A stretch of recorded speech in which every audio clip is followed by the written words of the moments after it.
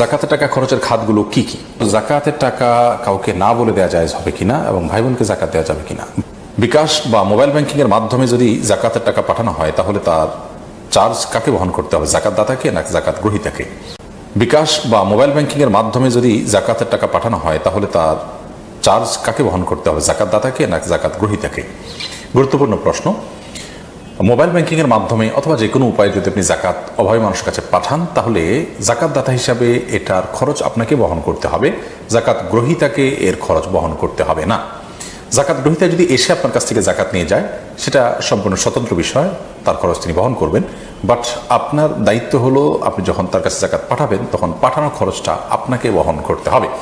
ধরুন 10,000 টাকা আপনি বিকাশ করেছেন অথবা এম ক্যাশ করেছেন কিংবা নগদ উপায় বা আরও যে সমস্ত মোবাইল ব্যাংকিংয়ের ব্যবস্থাপনা আছে কিংবা অন্য কোনো উপায় আপনি পাঠালেন, এই পাঠানোর ক্ষেত্রে যে খরচটা হবে সেই খরচটা আপনাকে সাথে দিয়ে দিতে হবে। 10,000 টাকাটার সাথে অতিরিক্ত খরচের টাকাটা আপনাকে দিতে হবে, অর্থাৎ যাতে নিট 10,000 টাকা গরিব মানুষ উত্তোলন করতে পারে আপনার জাকাত থেকে।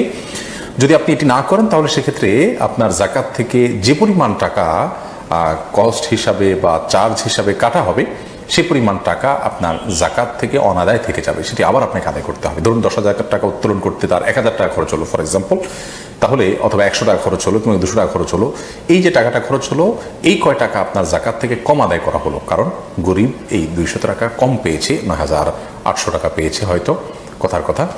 তো সেজন্য জাকাত দাতাকেই পাঠানোর খরচ বহন করতে হবে। এর প্রশ্ন হলো জাকাতের টাকা খরচের খাতগুলো কি কি? জাকাতের টাকার খরচের খাত সম্পর্কে আল্লাহ রাব্বুল আলামিন সূরা তওবার 60 নম্বর আয়াতে 8টি খাতের কথা বলেছেন। তার প্রথমটি হলো ফকির, দ্বিতীয়টি হলো মিসকিন, অর্থাৎ যার অল্প আছে, যা দিয়ে তার দিন ভালো করে চলে না, একান্ত মৌলিক প্রয়োজনটা পূরণ করতে তার কষ্ট হয় তিনি, অথবা যার কিছুই নেই, এই উভয় শ্রেণী মানুষ। আর তৃতীয়ত হলেন ওয়াল আমিলিনা আলাইহা, জাকাত কালেকশনে যারা নিয়োজিত থাকেন তাদেরকে ইসলামী রাষ্ট্র বেতন হিসেবে জাকাত থেকে দিতে পারবে, তারা জাকাত কালেকশনে থাকবে। আর 4 নম্বর হলো আল মুআল্লাফাত কুলুবুহুম, অমুসলিম, যাদেরকে ইসলামের পথে আকৃষ্ট করা প্রয়োজন, তাদের মাধ্যমে মুসলিম মিল্লাহ উপকৃত হবে, তাদেরকে ইসলামের জন্য তাদের সিম্পেথি প্রয়োজন, তাদেরকে জাকাত দেওয়া যেতে পারে। কিংবা যাদেরকে জাকাত দিলে, অমুসলিমদের মধ্যে থেকে যাদেরকে জাকাত দিলে তারা ইসলামের পথে আসবে বা ইসলামের সৌন্দর্য তারা দেখতে পারে, এরকম। 5 নম্বর হলো অফিল রিকাব, কৃতদাস দাসী মুক্ত করার জন্য জাকাতের টাকা দেওয়া যাবে। আর 6 নম্বর হলো আল গারিমিন, যারা ঋণগ্রস্ত তাদের ঋণ পরিশোধের জন্য জাকাত দেওয়া যাবে।